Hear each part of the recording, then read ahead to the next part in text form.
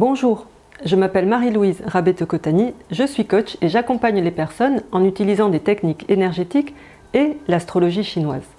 J'ai choisi de vous présenter les énergies qui arrivent dans chacun des 12 signes astrologiques à partir du 4 février 2020.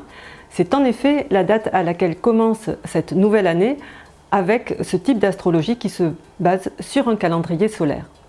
Vous saurez ainsi quelles sont les énergies à votre disposition et pourrez décider de les utiliser ou pas, suivant les objectifs que vous vous serez fixés.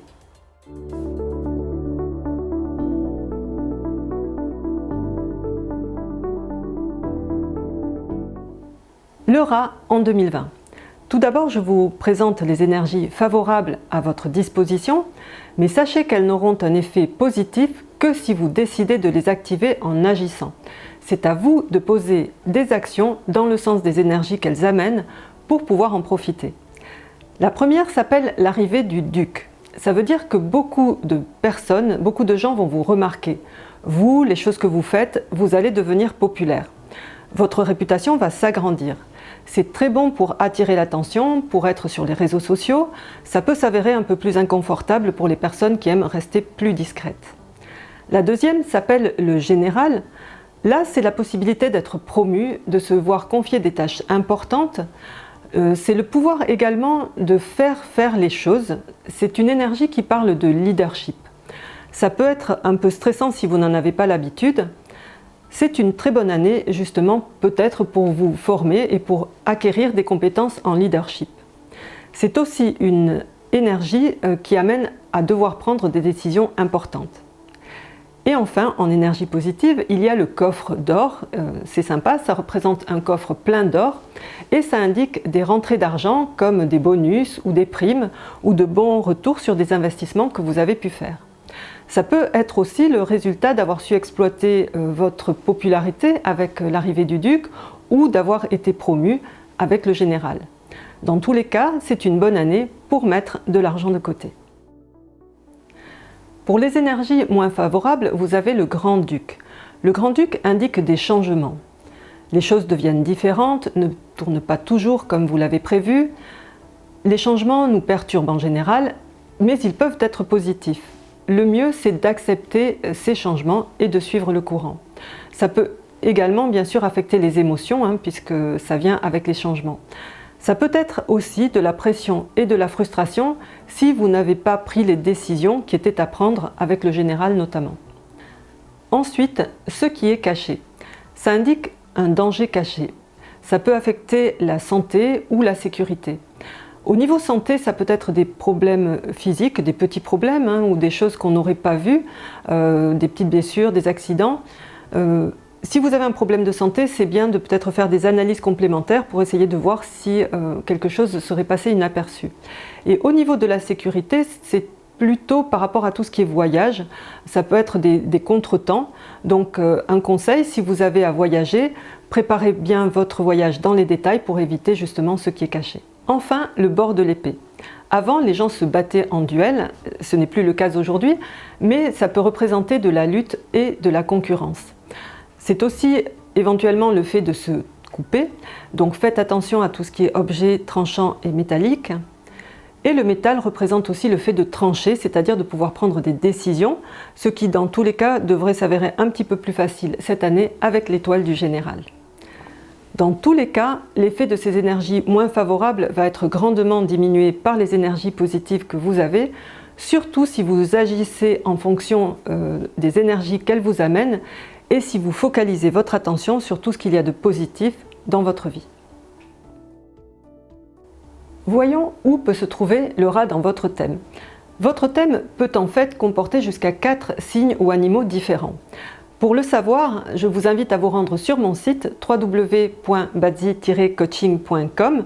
Vous cliquez sur l'onglet calculateur, vous entrez votre date de naissance et vous aurez le détail de votre thème.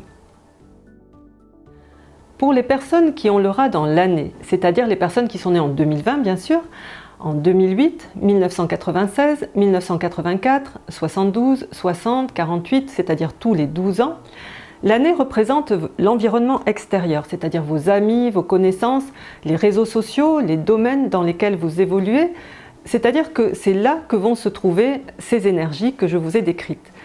Ça indique que vous allez rencontrer des personnes de ce calibre, c'est-à-dire avec le duc, on remarque le général, des personnes avec du leadership, capables de prendre des décisions. L'année sera bonne pour vous si vous utilisez ces énergies, c'est-à-dire vous les utilisez, vous leur demandez ou vous vous inspirez d'eux.